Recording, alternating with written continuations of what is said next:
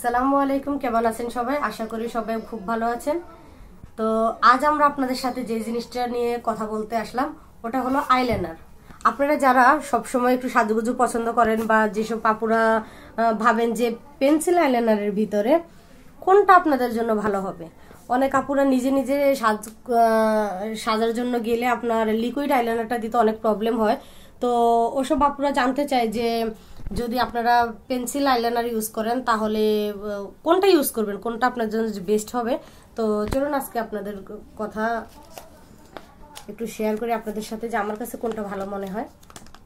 এটা দেখতেছেন, এটা ফিটমির একটা আইলাইনার।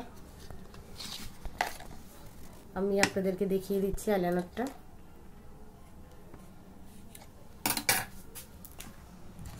এই যে আইলাইনারটা দেখেন, এই যে এটা ফিটমির আইলাইনার, খুবই ভালো একটা আইলাইনার।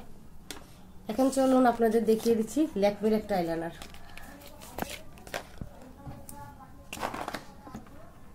এই যে দেখেন।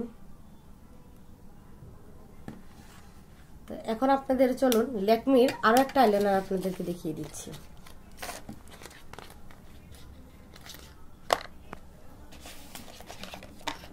এই যে দেখেন, খুব খেয়াল করে দেখেন। এখন চলুন আপনাদেরকে একটি ভালো একটা ব্র্যান্ডের একটা প্রোডাক্ট দেখাই। এটা হলো কিস বিউটির একটা ব্র্যান্ড।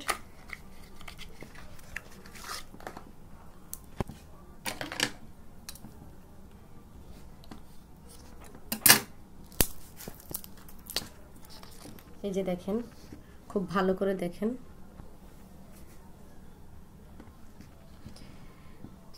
আমার মতে আমি যেটা ব্যবহার করে দেখলাম আপনাদের সামনে, যে আমার কাছে সবচেয়ে যেটা ভালো লেগেছে যে কিস বিউটির এই পেন্সিল আইলাইনারটা ভালো লেগেছে। আর ল্যাকমির ভিতরে আমি দুইটা আপনাদেরকে দেখালাম, একটা এইরকম দেখালাম আর একটা এরকম দেখালাম। তো আমার কাছে মনে হয়েছে যে আপনার ফিটমি এবং ল্যাকমি এবং কিস বিউটি আর এই সবটির ভিতরে সবচেয়ে ভালো আইলাইনার মনে হয়েছে পেন্সিল আইলাইনার। এই যে ল্যাকমির অ্যাব্রোজের এই পেন্সিলটি আর কিস বিউটির এই পেন্সিলটি। তো আপনাদের কাছে কোনটা ভালো লেগেছে অবশ্যই আমাকে কমেন্ট করে জানাবেন। বিদায় নিচ্ছি এখানে। আসসালামু আলাইকুম। আপনার ফেসের জন্য কোনটা ভালো হবে, হয়তো আপনি বলতে পারেন যে কোনটা ভালো হতে পারে, কোনটা সেরা হতে পারে। এটার ভিতরে ডুপ্লিকেট আছে, আবার কিছু কোম্পানি এরকম সেম হুবহুবি ব্ল্যাক সপ বের করেছে, কিন্তু